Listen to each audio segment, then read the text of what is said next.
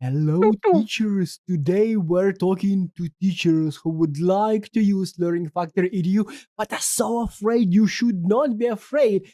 And that's what pretty much this stream is about. We have Georgi, who is from the game dev team. Hello, Georgi. He will show the game. He will show what the teacher's gonna get. We have Kate from Geek Teachers, whose job is pretty much to create this whole teacher's guide, and she will explain how, oh dear teachers, you should not be afraid of this thing. And this is Lera, and yeah, what are you doing here? I don't know. Somebody in comments asked the same question. What the hell this girl is doing in the stream? And I'm still trying to figure out. We are gluing it together for you all. And actually, she's editing all this thing, and she's the video producer. And I know, I feel. Thank you like very much here. for introduction. eventually, she's actually useful. I'm just a clown. 5 lessons, 5 teachers' guides. That's what you, Kate, prepared, right? That's right. More. I was gonna actually mention that it's a very good solution for the teacher that we Ludenio is providing a separate archive of the EDU version of the game because it's much easier to install. And most of the teachers work in their computer classes where there's a set of from 10 to 15 computers for students, which means that a teacher or a tech support should manually install the game. And so the easier the process is, the better, I think. So I would say that's a very good point that EDU is provided as an archive. I think it's just perfect. And I see it is available for Windows, Mac, and Linux. And even Linux, which is so cool. Okay, El Jorro, so you're showing the 3rd level of the EDU version of the game. So can you both, like you and Kate, talk about this, tell what's going on, and comment? Yeah, we can. I can do the commenting of George's playing. Try and telling it through teacher's eyes, like what that's what I'm doing. The teacher. I'm a pure representation of the teacher's interests here on this stream because no one hears the teachers but me. And actually, this 3rd lesson is set up. We have a kind of like researched some of the buildings. We know how transporters work. We know how we can get the cotton from the cotton plant. We use this cotton collector, but find out in the beginning, at the beginning of the lesson, that cats want something else. They don't want simple cotton. They want a more complex thing, a more complex product, which is a yarn ball. And we need a different machine that can help us solve this problem.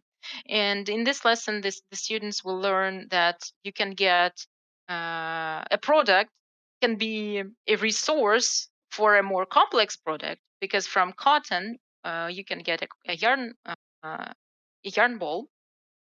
And they also learn to manipulate the stream of cats who want different things, because well, actually, this is going to be on the 4th lesson, but at the end of this lesson, they will find out that we can deliver yarn balls to the store, and cats will get happier. But we'll face a problem that cotton is not delivered, because we have this line from cotton plant collector to the yarn ball maker to the store, and we need something else. And this is the intrigue for the 4th lesson, like how can we optimize this process, and how can we make 2 streams of different goods to the store. Well, I'm listening to you, and this sounds like super scary to me. Like so much lore. There are cats. They like need cotton, and then don't need cotton, and they need something else. And like and there are teachers, and there are kids, and there is this game. Like there is so much. How? That's why we are writing a plan. You don't need to be scary, because at first, if you're just listening to what I'm saying and how I'm commenting, you obviously can get too much information at one time, and it's hard to process. But the thing is that we have already processed this story. We have already decided what's going to happen, and we put it into a nice plan for the teacher, just to tell them what to do in each stage of the lesson. And in the beginning, we provide some info on how to prepare for the lesson, what needs to be opened, what needs to be done, how's the setting going to look. Here's the game. Open up the third lesson. That's what the main goal is. This is what your kids are going to do.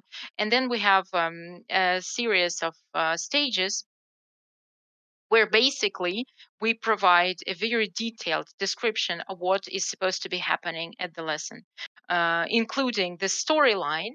Because you said, "Oh, there are cats, there are problems, there are everything. There's so much to know."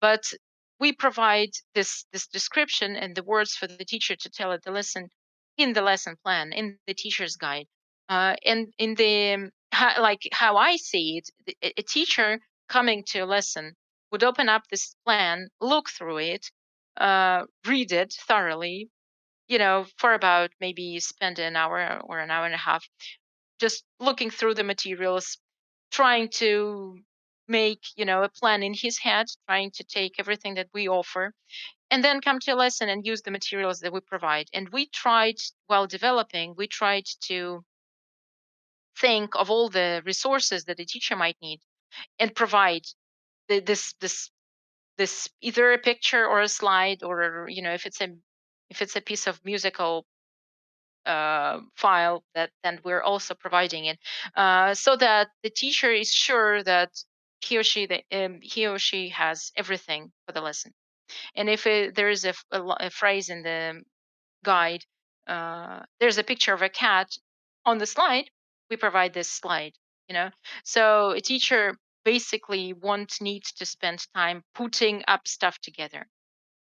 The only thing is left for the teacher to do is to read the plan and apply it to the group that he or she is working with. Look, Pretty does much it. the teacher need to be a gamer?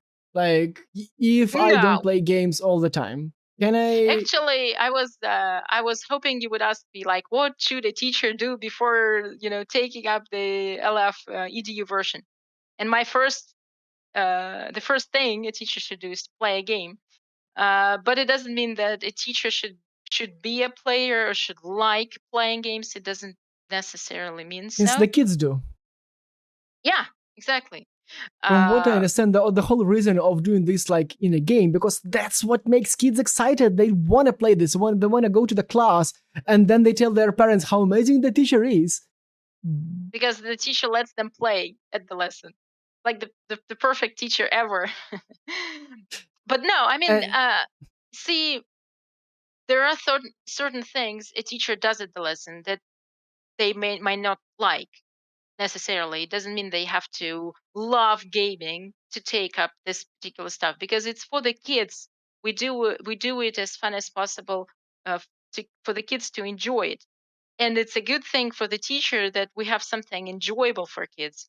They will like this. They won't probably like they don't need to like the game to go to a class with it. to me, it still sounds a little bit overwhelming. And I'm trying to think like, what what would teacher need to think about to even start using Learning Factory EDU in their class, like to try out? I mean, since it's scary, it's like a lot. So can a teacher try like, a single lesson and see how the kids react? Does it even make sense to try in the smallest scope possible? Oli, you're saying it's scary, but I will tell you what's truly But scary for a I teacher. mean, it's like there is a story, there is a game. Teach kids needs to whatever computers. Like there should be somebody helping out with launching this all, and then there is a guide, and then there is like cotton. But there are some cats who want and then don't want cotton, and like You know too much. Yeah, because you have bits of shit. information. No, you have bits and pieces of information that you haven't lined up in your mind yet. Whereas me as a developer, I already have this structure that I'm delivering to the teacher, and this is what I want for the teacher to do. Not It's probably not good to pick up bits and pieces from everywhere and say, how am I going to introduce it to my kids? No, you simply have this idea. Okay, I'm going to try scientific approach with my kids. I have a bunch of 10-year-olds. I want to tell them what machine learning is. I want to tell them how computers can help us solve problems. I want to develop engineering thinking process. This is what I want. How do I do this? Okay, I see this ad that the Learning Factory is launching an EDU version. Okay, what do? I open up a teacher's guide. That's what I do. And in the teacher's guide, you see all there is to know for you to start teaching. You don't need to read, so many articles on machine learning. You don't need to study textbooks. You don't need to research for yourself what the material is going to be. You don't need to do this. It saves a bunch of time. It saves hours and hours of preparation, because usually when a teacher is trying to come up with an idea for an extra curriculum activity, say teach robotics, they're overwhelmed because there's so many things you may try, and you need to narrow it down to one particular software, one particular technology, something. And we have already done it. We took a piece of information, we took a level, not a level, but a section from the curriculum that middle school students need to know. They need to develop their engineering design, engineering practices, For process, the the teachers way. watching this episode, we are basing our lesson plan on the new generation scientific standards, the subsection that is about engineering mind frame. It's not called like that, but there are two smart words in English. I have a link, and you will see the link in the blog and wherever soon enough. I want to put another scary thing. What if kids don't want to follow whatever teachers tell them and just try to break the game? Georgi, did you do anything that to ensure the teacher's success and not the kid's success in breaking the game and not following the rules? Yeah, I think breaking the game could be a part of fun, but for this case, we have done lots of stuff. I mean, these levels are being created by our QA engineer, and these fellows are professionals of thinking of what might be broken in the game. So most of the resources in this game, you can see the little red lock in the lower left corner of Dr. Katz's office. If you hover your mouse button over it, I said it. Okay, so you can see that red lock, meaning that you can't delete this building and you can't do anything wrong. And you can't delete this, and you can't run out of resources because these particular cotton plants are also locked. There were some growing cotton plants on this map, but I have rooted them out and sold them in the store. And basically, you have this dedicated place for placing a yarn ball maker, which is surrounded by hedges, and hedges are also locked. So we were trying to make sure that the kids can go anywhere astray from the main path towards enlightenment. But since we're dealing with real life players and real life children, anything can happen. But we're trying to do our best. There's also one thing to mention, that we, as well designing a lesson, we had one thing in mind, that when you give kids access to a game, they're lost for you. You can't tell them to play and then give them some assignments. So what we did is we put the real gaming process closer to the end of the lesson. That's the experimental part, because in our story, the kids are young engineers, scientists who conduct some experiments, and so the experimental part is done in a game. And by the time they start playing, they have already gone through pretty much everything that needs to be studied. And even if they're trying to have fun in a game, that's all right. That's part of the lesson. That's part of the plan. They have a certain assignment. For example, they need to count, they need to calculate something, and then transfer it into their worksheet. And that's it. If they're done with it, they can play. That's the good thing about it. And a teacher won't need to be, you know, mean and saying, stop fiddling around, stop goofing around. You need to do this, you need to do that. No, you you lead them to the game, and then it's fun time for them. That's how we wanted the lesson plan. That's how we wanted the lesson dynamics to be, to make it easier for the teacher to collect all the kids, and make them do something. Fun is allowed in this game. You Fun is can have totally, fun yeah. if you I, can. I think we actually touched upon this subject last time, that if you forbid fun, that's not good. So you have to let it happen and deal with it, and also have fun. I mean, if a teacher has fun at the lesson, that's pretty good. And we want our teachers to also enjoy the process and to see how well their kids are actually learning. How I actually well. want to amplify a message. I mean, like, we've been talking about teachers not being afraid, and now we're talking about the teachers actually having fun on the same level with kids. And it's just so cool that somebody thinks about the teachers from that perspective. So, dear teachers, we want you to have fun. Please go to ludin.io and check it out. Check out the game, the lesson plans. It's free. You just try, you go to lesson plans and see how it all works. If you totally want to, you can also get the Learning Factory, like the full version of the game on Steam. It's here.